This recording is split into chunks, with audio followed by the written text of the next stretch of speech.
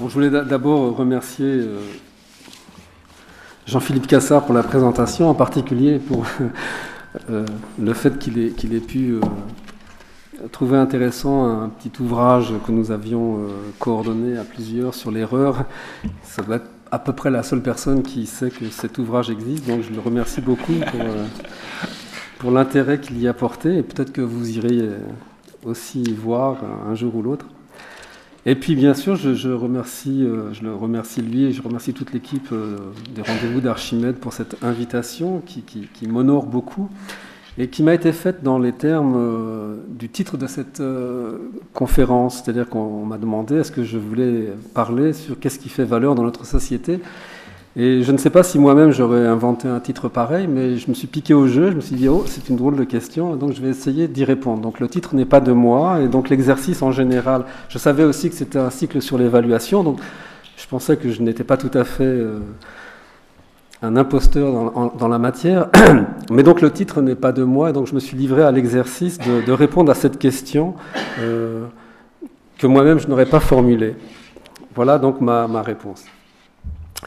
Dans les sociétés pluralistes et rationalisées dans lesquelles nous vivons, dire ce qui fait valeur est une tâche qui ne peut plus être remplie en dressant une liste de catégories de jugement qui seraient tenues pour vraies de toute éternité et que tout un chacun se devrait de respecter. C'est pourtant l'idée inverse que voudraient nous faire croire ceux qui défendent la conception étriquée de la notion de valeur dans le discours public aujourd'hui.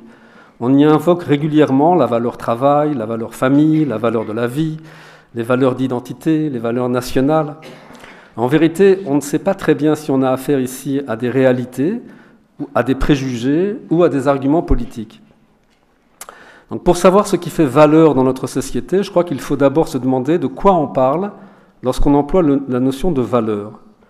Donc c'est ce travail de clarification que je vais essayer de faire en considérant les usages dont cette notion, la notion de valeur, fait l'objet à la fois dans le discours public, en un premier temps, puis dans les sciences sociales en un second temps. Et vous verrez que c'est par ce biais-là que je finirai par aborder la question qui est au cours de ce cycle de conférences, c'est-à-dire la question de l'évaluation. Donc, commençons par le discours public. La notion de valeur semble être toujours liée à celle d'ordre et de tradition. Cela tient sans doute à l'activité déployée par ceux qui, effrayés par les évolutions liées au changement social et apparemment incapables de les accepter, mènent un combat acharné pour restaurer la force de règles morales dont le pouvoir de contrainte leur paraît s'être affaibli. Pour cette pensée conservatrice, arc-boutée sur la grandeur de l'héritage et la nécessité de le transmettre dans sa pureté, les valeurs sont les piliers de l'ordre du monde qu'il faut scrupuleusement veiller à respecter. Autorité, famille, religion, patrie, procréation normale, sexualité correcte. Et il est d'autant plus impératif, de leur point de vue, de respecter ces valeurs que cet ordre est présenté comme divin ou comme naturel. Dans ce raisonnement passéiste, bafouer ces valeurs revient ni plus ni moins qu'à dissoudre la société ou à détruire la civilisation. Pour contrer la vision réactionnaire du caractère éternel et immuable des valeurs, les partisans de la modernité se sont résolus à reprendre le mot valeur pour faire entendre dans le discours public une voix différente. Dans la pensée progressiste qu'ils défendent, les valeurs ne sont pas héritées d'un passé immémorial qu'il convient de perpétuer à l'identique jusqu'à la fin des temps. Elles sont au contraire orientées vers le futur et prônent l'émancipation, l'humanisme, l'égalité, le droit de la personne, la laïcité, la République ou la raison. Et ces derniers jours, vous avez constaté certainement avec moi que l'école a pris place dans cette liste de valeurs en devenant un sanctuaire. Il existe un troisième usage de la notion de valeur dans le discours public qu'il serait bon, à mon avis, de ne pas confondre avec le précédent, même s'il lui est souvent associé, en général par les gardiens de la tradition. Cet usage, c'est celui que font les professionnels du marketing qui appréhendent et analysent les conduites sociales sous l'angle exclusif des attitudes de consommation de clients qui sont censés orienter leurs choix en fonction de leurs préférences. Et ces professionnels du marketing cherchent à dégager et à prévoir ce qu'ils appellent des tendances. C'est à peu près ce que fait, par exemple, François Miquet-Marty dans un livre récent, où il distingue ce qu'il nomme des valeurs de société et des valeurs de vie en commun, sans d'ailleurs s'interroger sur la différence entre les unes et les autres, ce qui est étonnant. Cette manière de faire, cette manière de marketing, s'inspire de l'économie marginaliste dans laquelle, comme André Orléans l'a rappelé, la valeur se réduit à l'utilité et le monde social se réduit à un univers exclusivement composé d'individus en concurrence sur des marchés. Ce qui se présente dans le discours public comme des valeurs, dans ce cas, ce sont la qualité du service, le confort, le prix, la satisfaction personnelle, le plaisir, la sécurité, la tranquillité. Bref, toutes sortes de choses qui guident un choix individuel qui est censé assurer le bonheur ou une vie meilleure, tels qu'ils peuvent être conçus dans l'ordre marchand.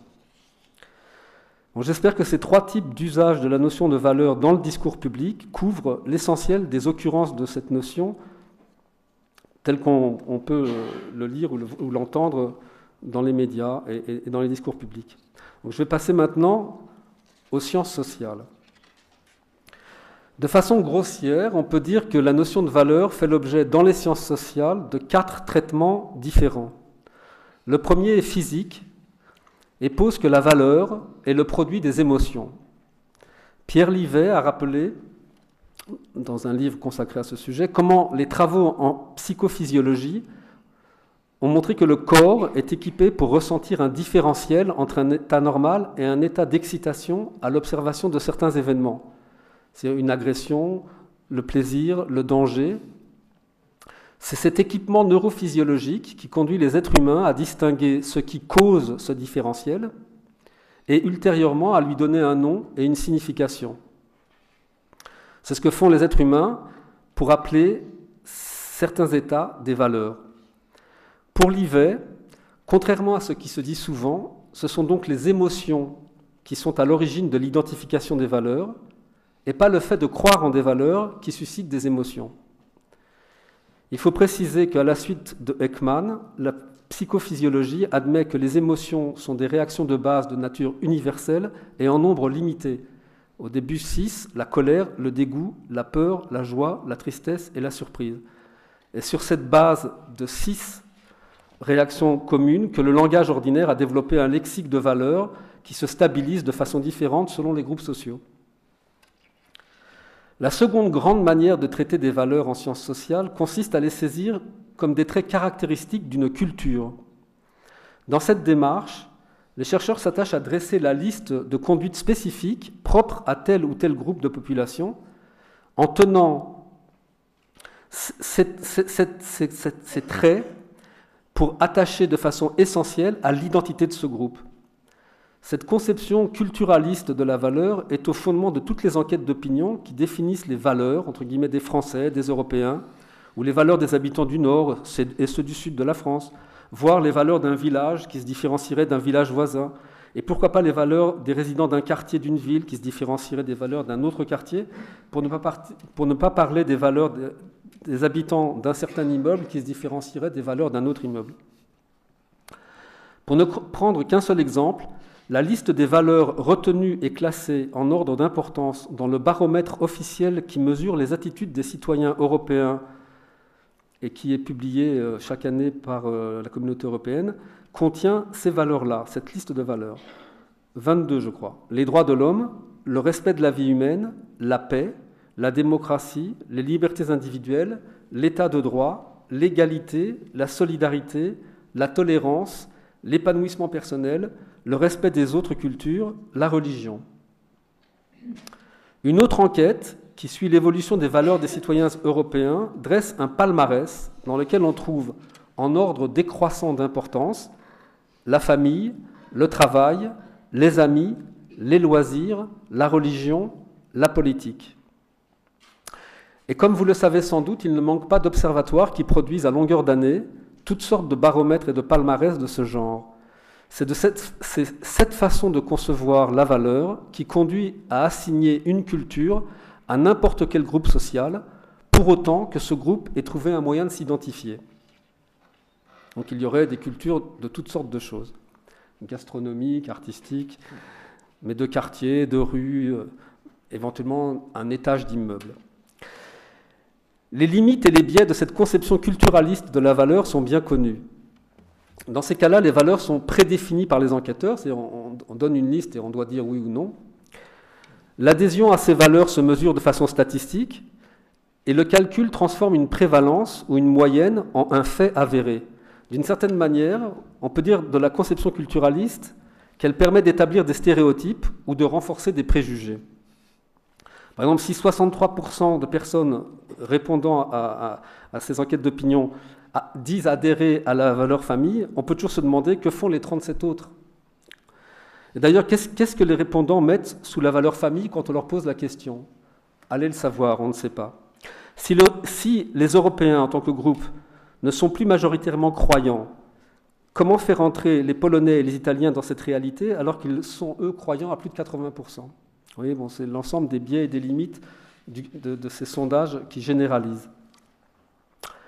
La troisième manière de concevoir la notion de valeur dans les sciences sociales est fonctionnaliste.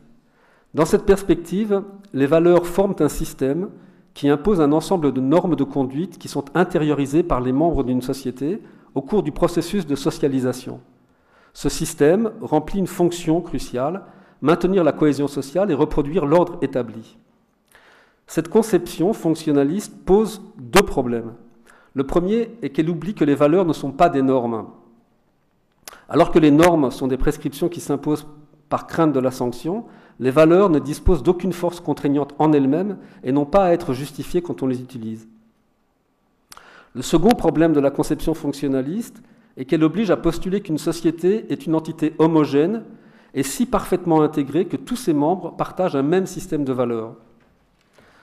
Or, les enquêtes empiriques de la sociologie ont démontré qu'il serait plus réaliste de saisir les sociétés comme une composition hétéroclite qui abrite en son sein une pluralité d'ordres normatifs à l'intérieur desquels les individus inscrivent une seule des multiples modalités de leur rapport à autrui. Et comme un même individu est amené au cours d'une même journée à agir dans une multitude d'ordres normatifs, c'est-à-dire à remplir des rôles chaque fois différents, la sociologie est fondée, je pense qu'elle est fondée, à affirmer que chaque individu maîtrise un grand nombre de systèmes de valeurs qui peuvent parfois être contradictoires entre eux. C'est ce constat du fait qu'on peut partager des valeurs qui sont contradictoires à certains moments de la journée, c'est ce constat qui a conduit à produire une quatrième manière de concevoir la valeur en sciences sociales. On peut appeler, c'est un peu difficile mais je vais le faire pour aller rapidement, on peut appeler cette conception une conception réflexive de la valeur. Cette conception consiste à envisager la valeur comme un guide pour le jugement et l'action, c'est-à-dire une sorte d'instruction qui permet à un individu d'agir de façon appropriée. Vue sous cet angle, la valeur ne fait qu'indiquer ce qu'il conviendrait de faire dans une circonstance de la vie ordinaire et que chacun suit de la manière qu'il tient pour la plus correcte.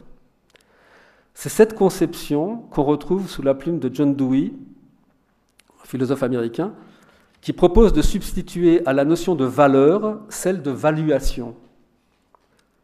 Pour lui, ce qui fait valeur se dévoile à mesure que des individus découvrent ensemble ce à quoi ils tiennent dans une situation d'action précise et en essayant de découvrir le problème qui les occupe tous.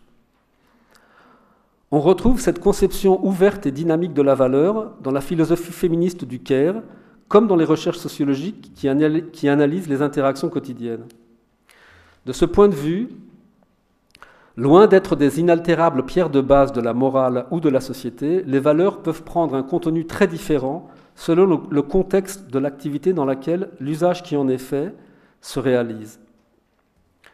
Cette façon ouverte et dynamique d'envisager les valeurs pose cependant une question, celle de ce qu'on peut nommer peut-être un peu pompeusement l'autonomie épistémique des personnes, c'est-à-dire la capacité que les individus ont à connaître le monde de façon détachée de toute forme d'apprentissage, donc de toute forme de détermination. Car comment peut-on soutenir que la manière dont les individus voient le monde n'est pas influencée par la nature des apprentissages qu'ils ont subis? Comment penser que ces apprentissages n'ont pas laissé une trace indélébile dans leurs esprits en termes de jugement politique, moral, esthétique, jugement de goût? Donc c'est à partir de ces objections, à l'idée que les valeurs en fait sont, disons, quasiment inventées dans chaque circonstance d'action par les acteurs, contre ces objections, que Pierre Bourdieu a proposé sa notion d'habitus, qui se substitue chez lui à celle de valeur, que Bourdieu considère comme trop indifférenciées. C'est-à-dire l'habitus est toujours lié à des conditions sociales d'existence définies. Et donc, ne peut pas avoir ce caractère très universel de la valeur. Donc, devant ces quatre propositions, quelle conception doit-on adopter finalement de la valeur ?